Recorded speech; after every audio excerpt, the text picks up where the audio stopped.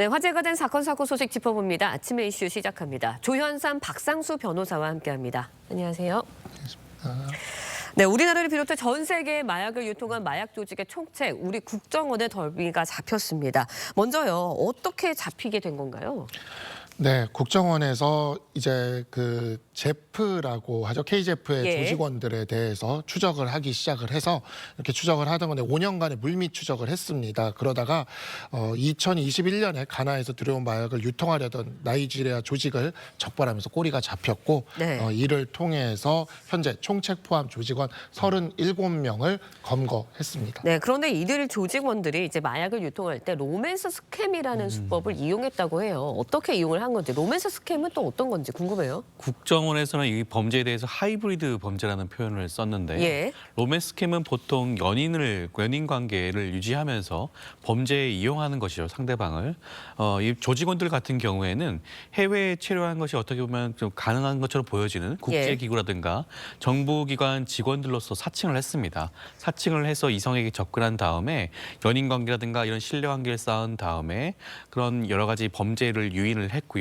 이용된 사람들은 한국인뿐만 아니라 한국에 무비자로 입국 가능한 여러 국적의 한 10여 명 정도가 이용된 것으로 보여지고요. 예. 그렇기 때문에 이 로맨스 스캠 사건에 대해서는 앞으로도 더욱더 주의가 필요한 게 아닌가 하는 생각이 듭니다. 네, 알겠습니다. 사실 근데요, 로맨스 스캠에 속아서 마약을 운반책으로 이용당한 사람들도 사실 사기에 당해서 이용이 당한 거잖아요. 그럼 이들한테도 법적 처분을 내릴 수 있는 건가요? 작년에 좀 이제 유의미한 판결이 하나 있었습니다. 예. 2024년 9월에 부산지방법원의 판결인데 이거는 이제 로맨스 스캠은 아니었고 어떤 서류 작업을 대신해주면 네. 좀 많이 준다 그랬어요. 140억 원을 준다는 말을 듣고 나가서 서류 작업을 대신해주는 게 아니라 경남 김해공항, 부산 김해공항으로 예. 마약을 마약을 운반해 들어온 남성이 있었는데 이분이 징역 6년을 선고받았습니다.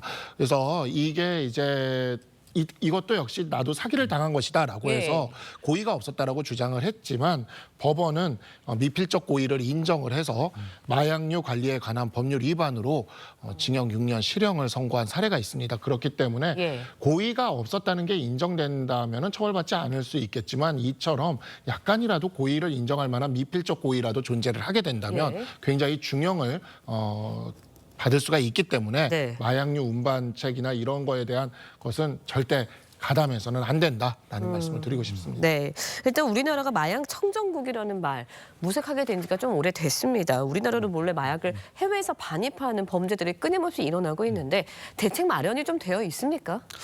정부에서는 마약류 관리 기본 계획이라는 것을 발표를 하곤 하죠. 사실 우리나라 국내에 유통되는 대부분의 마약은 예. 해외에서 유입이 되는 겁니다. 그렇기 때문에 정부 차원에서 통관 검사라든가 국제 공조를 강화하겠다는 그런 대책을 발표하고 있고요. 통관 검사의 경우에는 유입 경로별로 예. 적합한 검사 방식을 도입하겠다는 것이고요. 국제 공조의 경우에도 사실상 국제 마약 범죄 카르텔이라든가 여러 가지 사항들을 적극적으로 확인을 하고 국제적으로 이런 부분들에 대해서 범죄 조직을 일망타진할 수 있도록 그런 협조를 강화하겠다는 그런 입장을 가지고 있는 것으로 보여집니다. 네, 알겠습니다. 이번에는요, 대전 초등학생 살해 사건 관련 이야기도 짚어보도록 하겠습니다. 가해 교사에 대한 대면 조사가 아직까지도 일어나지 않고 있거든요. 이루어지지 않고 있습니다. 이거 어떻게 해야 될까요? 수사에 지장은 없는 건가요? 그러니까 아무래도 수사에 지장은 있을 수밖에 없죠. 있을 수밖에 예. 없는데 근데 또 현장에서 이 가해 교사가 자해를 했고 현재 중환자실에 입원 중인 그런 상황이기 때문에 조사를 하기가 조금 힘든 상황인 것 같습니다. 특히 경찰 측에서 이야기하기가 좀 산소호흡기를 끼고 있어서 대화 자체가 어렵다고 하니까 이러한 부분에서는 좀 무리해서 수사하기보다는 좀 기다릴 수밖에 없는 상황 같습니다. 네, 그렇다면요, 계속 피의자 건강 상태가 나아질 때까지 계속해서 기다릴 수밖에 없는 건가요?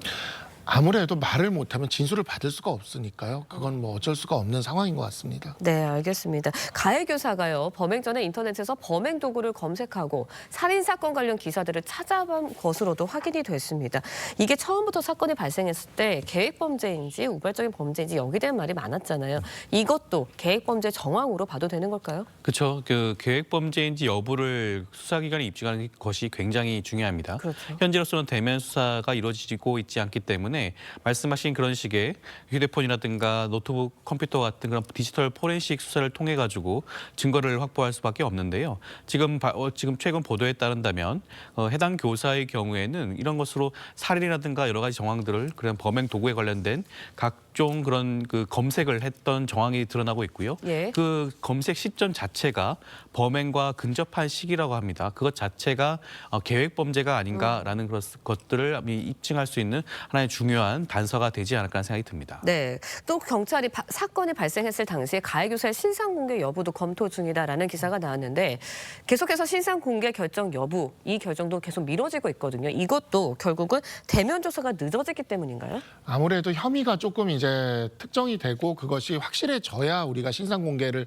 좀 신중하게 결정을 할 수 있다 보니까 적어도 대면 조사는 좀 한 다음에 하려는 경찰이 좀 판단이 있는 것 같아요. 그렇긴 하지만 꼭 중대범죄 신상공개법에 따른 이 신상공개에서 꼭 뭐 사전적인 절차로서 이 범죄 피의자에 대한 대면 조사가 필요하다라는 거는 없어요. 그건 딱히 없습니다. 예. 그렇기 때문에 여기에 조건은 이렇게 세 가지만 있거든요. 그러니까 중대한 피해가 발생했을 것, 그다음에 두 번째 죄를 범했을 만한 충분한 증거가 있을 것, 그리고 범죄 예방과 국민의 알 권리라는 측면에서 공익적인 목적이 있을 것. 이 세 가지가 필요한데 이 세 가지 어디에도 이제 꼭 대면 조사를 해야 된다 이런 건 없기 때문에 만약에 대면 조사가 정말 많이 이렇게 계속 늦어진다면은 또 이러한 사유들을 고려를 해서 위원회를 통해서 신상정보공개심의위원회가 있습니다. 그래서 여기 위원회를 통해서 신상정보 공개가 이뤄질 수도 있다. 이렇게 좀 말씀드리겠습니다. 네, 알겠습니다. 지금까지 박상수, 조현삼 변호사와 함께 이야기 나눠봤습니다. 오늘 말씀 고맙습니다.